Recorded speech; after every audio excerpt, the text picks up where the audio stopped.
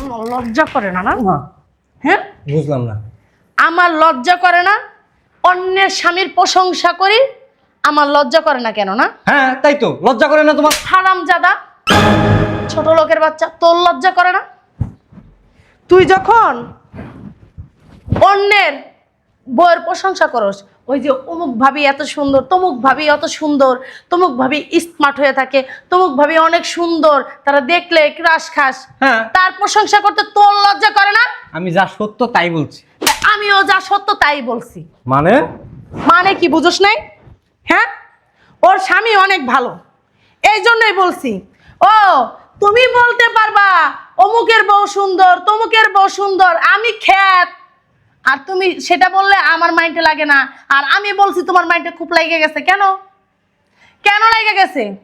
আমি তোর ঘরের বউ, আমি যেরকম আছি, যেভাবে আছি, তুইও সেটা নিয়ে সন্তুষ্ট থাক। তুই তো সেটা নিয়ে সন্তুষ্ট থাকস না। তুই খালি বলস আমার 24 ঘন্টা আমি রূপচর্চা করি না কেন, আমি ভালো হয়ে চলি না কেন, আমি সুন্দরভাবে শাড়ি পরে থাকি না কেন। তুমি কি আমার আয়না দিছো বেনারসি? রান্না বান্নাগুলো শেষ হইলো, এটা কাজ করি, ঘরটা একটু পরিষ্কার করে রাখি। ঘরে এত পরিষ্কার করে রাখি, তারপরও ময়লা। বাবা রে বাবা, বাইরে এত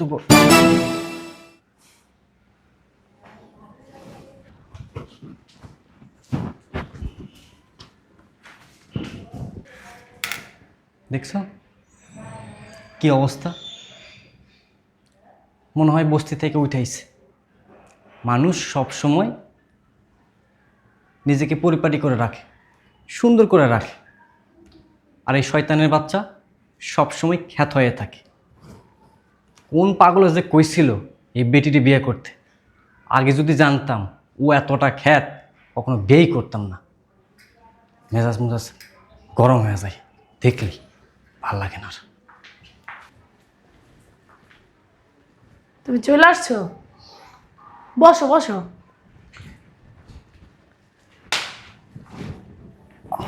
শরবত দিব? কি হয়েছে? আচ্ছা আমি একটা জিনিস বুঝি না, হ্যাঁ, নিজেকে এত অগোছালো করে কেন রাখো? হ্যাঁ, উপরতলার ভাবিকে দেখো না, নিজেকে সবসময় কত সুন্দর করে রাখে, পরিপাটি করে রাখে।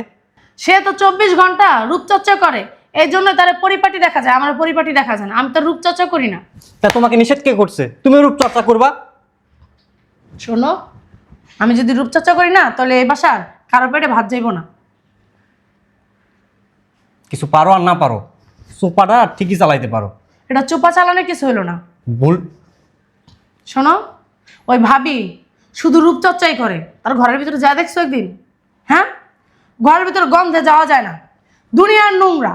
বিছনা চাদর যদি একটা 1 মাস বিছায় রাখতে পারে, 1 মাসই বিছায় রাখে। কি অবস্থা ঘরের! আমি কখনো তার ঘরের ভিতরে ফুচি দিই না। একদিন গেছিলাম ভুলে ভবিষ্যতে, যাইয়া দেখি ঘরের যে অবস্থা, উপর দিয়ে ফিটপাট, তল দিয়ে তার সদরঘাট। বুঝতে পারছো? তা আমি যদি এরকম 24 ঘন্টা রূপচর্চা নিয়ে থাকি, তাহলে ঘরের অবস্থা না তার ঘরের অবস্থার মতো সেম আমার ঘরের অবস্থা থাকবো। আমি কারে বুঝাইতে আইছি? হ্যাঁ, মানুষ সব সময় বাইরটাই দেখে, ভিতরটা দেখে না। না, ফালতু কথাবার্তা। আমার বাসায় একজন মেহমান আসবে, আইসা দেখবো আমার ঘরের অবস্থা গু ঘর পড়ে রয়েছে, আমার মানুষ এসে ঝাড়ু দিয়ে তারপর মনে মনে পিটাইবো। এর থেকে রূপচর্চার থেকে ঘর পরিষ্কার করে রাখা ভালো, রূপচর্চা করা ভালো না। আইসে রূপচর্চা করবো, ঘর পরিষ্কার করে সারাদিন কাজ করতে করতে জীবন যায়, আবার রূপচর্চা করবো। রুনা, এই রুনা। আরে ভাবি, আপনি কেমন আছেন? এই তো ভালো আছি, তুমি কেমন আছো? এই তো ভালো আছি। আপনারা তো আসতে বললেও আসেন না, কি মনে করে আসলেন? আজকে সময় পাইছি, সংসারে কত কাজ এটা তো তুমি ভালো করেই জানো, কাজগুলো সামলাই তো তারপর আসা লাগে, সময় পায় না, এই জন্য আসা হয় না। আজকে সময় পাইছি, চিন্তা করলাম তোমার বাস থেকে ঘুরে যাই। ও হ্যাঁ, আমি ওই যে রান্না বান্না করতে গেছিলাম বুঝছেন, আর এর ভিতরে আপনি ডাক দিচ্ছেন। ও আচ্ছা, তাহলে ভালোই হয়েছে, তোমার রান্না বান্না করা লাগবে না, আজকে আমিই রান্না করব। আপনি রান্না করবেন? হ্যাঁ। সমস্যা নেই ভাবি, আপনার হাতের রান্না অনেক মজা। চলেন, এই ঠিক কাপড় চোপড়গুলো চেঞ্জ করে তারপরে চলেন। কাপড় চোপড় চেঞ্জ করা লাগবে না, আমি তো কাপড় চোপড় আনি নেই। এই যে আমার কাপড় পরবেন, সুতি কাপড়, এই শাড়ি পরে কি রান্না করতে পারবেন? তুমি তো সবসময় এভাবেই থাকো, এইসব কাপড় চোপড় পরে তুমি অভ্যস্ত। আমি গর্জিয়াস শাড়ি টাড়ি পরে এগুলো আমার অভ্যস্ত, সমস্যা নেই। আমি আচ্ছা। গর্জিয়াস শাড়ি পরেও ডান্সও দিতে পারবো, সব কাজও করতে পারবো ঘরের। সমস্যা নাই, চলেন তাহলে। চলো।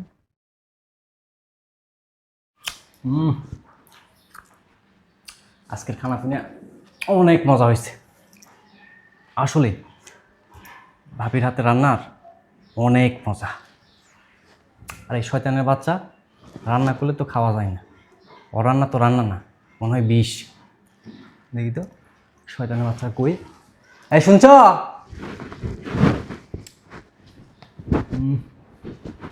কি হয়েছে, ডাকছো আমারে? খাওয়া দাওয়া করছো? হ, খাইছি। আজকের খানা পিনা খুব মজা ছিল তাই না? হ, মজা হয়েছে। ভাবির হাতের রান্না তো খুব মজা। তোমার ভাবির হাতে জাদু আছে, কিছু শিখতে পারো না ভাবির কাছ থেকে? দেখছো কত সুন্দর রান্না করতে জানে। মানুষ নিজেকে দিন দিন আপডেট করে, পরিবর্তন করে। তোমার মধ্যে না কোনো পরিবর্তনের ছাপ নাই, বুঝছো? তো শিখবা কীভাবে রান্না বান্না করে। তোমার হাতে রান্না তো খাওয়া যায় না। এই যে মাঝে মাঝে আমি বাইরের থেকে খেয়ে আসি না, এই তোমার কারণে। কারণ আমি তো জানি বাড়িতে আইলে সাথে মতো খাইতে পারবো না। তো শিখো, বুঝছো? আমিও ভাবিকে বলে দেবনি, তোমার জানো একটু রান্না বান্না শিখিয়ে দিয়ে যায়। আচ্ছা থাকো, আমি একটু বাইরে গেলাম। এত স্বাদ, ইচ্ছা করতেছে আবার এক প্লেট খাই।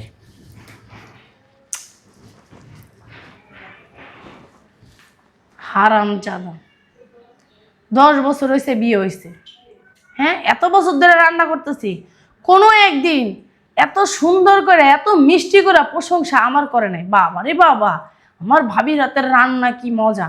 হারামজাদা, আমার হাতের রান্না মজা না? হ্যাঁ, আমাদের বাড়িতে সবাই কয় আমার হাতের রান্না মজা। আমি তো নিজের হাতের রান্না খাইতে খাইতে বিরক্ত হয়ে গেছি।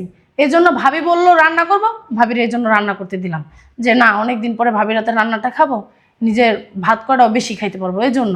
আর হারামজাদা আমার কি বললো, আমি বলে ভাবির কাছ থেকে রান্না শিখবো। ভাবি আমার কাছ থেকে রান্না শিখছে, আমি নাকি ভাবির কাছ থেকে রান্না শিখবো? আমার অফিসের ব্যাগটা দাও। ও বাহ, অনেক সুন্দর তো। কি? আর ওই যে তোমার রাজু আছে না, তোমার ফ্রেন্ড, ও সে তার বউকে না একটা গোল্ডেন নেকলেস গিফট করছে, সেটাই মানে ছবি পাঠাইছে, তা দেখতেছি। গিফট করতেই পারে, কারণ আমার বন্ধু তো টাকা পয়সার অভাব নেই। শোনো, দেওয়ার ইচ্ছা থাকলে টাকা পয়সা লাগে না, মনটাই হলো সব থেকে বড় কথা।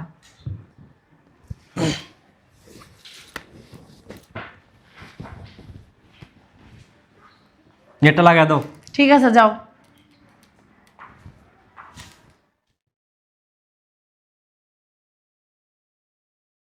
কিরে বান্ধবী, কেমন আছোস? এতদিন পরে ফোন দিলি? কি? হো হো, তোর জামাই তোরে কি আইফোন কিনা দিছে?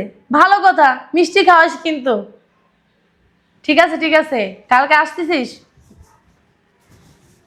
আচ্ছা ঠিক আছে, আসবি কিন্তু শিওর। মিষ্টি নিয়ে আসিস, মিষ্টি ছাড়া কিন্তু আসবি না বলে দিলাম। আচ্ছা বান্ধবী, আমার হাজবেন্ড চলে আসছে, পরে কথা বলবো না, হ্যাঁ রাখি। বাবা রে বাবা, মা গো মা। কার সাথে কথা বললা? ওই যে আমার বান্ধবী রিয়া আছে না, রিয়ার সাথে কথা বললাম। ওর হাজবেন্ড ওকে আইফোন কিনে দিছে, হ্যাঁ এই জন্য আমাকে ফোন দিছে, মানে জানানোর জন্য। ওর জামাইটা খুব ভালো, যখন যেটা চায় সেটাই কিনা দেয়। ও আরেকদিন মনে করো এই যে গেছে মাসে ওরে একটা মনে করো 30,000 টাকার একটা শাড়ি কিনা দিছে, একটা নেকলেস কিনা দিছে, ডায়মন্ডের নেকলেস। আমার মানে ছবি পাঠাইছে, আমার সাথে কথা বললো। মানে যখন যা চায় মুখ দিয়ে বলতে দেরি, মানে আনতে দেরি নেই। ওর স্বামীটা খুবই ভালো, এরকম স্বামী পাওয়া ভাগ্যের ব্যাপার। সি সি সি, লজ্জা করে না তোমার অন্যের জামাইয়ের প্রশংসা করতে? আল্লাহ তোমাকে যা দিছে তাই নিয়ে সন্তুষ্ট থাকা উচিত তোমার। কি কি বুঝো না? লজ্জা করে না তোমার? আমার লজ্জা করে না? না হ্যাঁ, বুঝলাম না। আমার লজ্জা করে না? অন্যের স্বামীর প্রশংসা করি, আমার লজ্জা করে না কেন? না হ্যাঁ তাই তো, লজ্জা করে না তোমার? হারামজাদা, ছোট লোকের বাচ্চা, তোর লজ্জা করে না?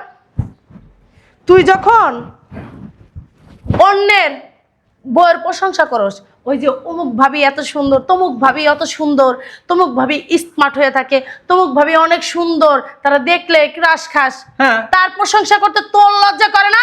আমি যা সত্য তাই বলছি। আমিও যা সত্য তাই বলছি। মানে মানে কি বুঝোস নাই? হ্যাঁ, ওর স্বামী অনেক ভালো, এই জন্যই বলছি। ও তুমি বলতে পারবা অমুকের বউ সুন্দর, তমুকের বউ সুন্দর, আমি খ্যাত, আর তুমি সেটা বললে আমার মাইন্ডে লাগে না, আর আমি বলছি তোমার মাইন্ডে খুব লেগে গেছে। কেন কেন লেগে গেছে? আমি তোর ঘরের বউ, আমি যেরকম আছি, যেভাবে আছি, তুইও সেটা নিয়ে সন্তুষ্ট থাক। তুই তো সেটা নিয়ে সন্তুষ্ট থাকস না। তুই খালি বলস আমার 24 ঘন্টা আমি রূপচর্চা করি না কেন, আমি ভালো হয়ে চলি না কেন, আমি সুন্দরভাবে শাড়ি পরে থাকি না কেন। তুমি কি আমার আয়না দিছো বেনারসি? দু একটা কিনা দিছো? আমার রূপচর্চা করার মতো কি জিনিস কিনা দিছো? না আমার পার্লারে যাওয়ার মতো টাকা দাও? কোনটা? হ্যাঁ, যার এত শখ তার বউ এত সুন্দর পরিপাটি হয়ে থাকবো, তার কি টাকা খরচ করা লাগে না?